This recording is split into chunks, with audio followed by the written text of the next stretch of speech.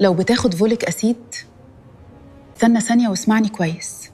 ممكن تكون بتاخده كل يوم وجسمك مش بيستخدمه بالكفاءة اللي انت فاكرها.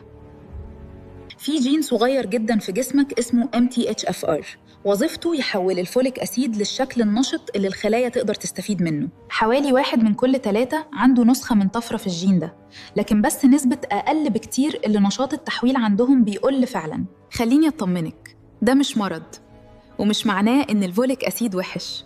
معظم الناس بتستفيد منه طبيعي جداً.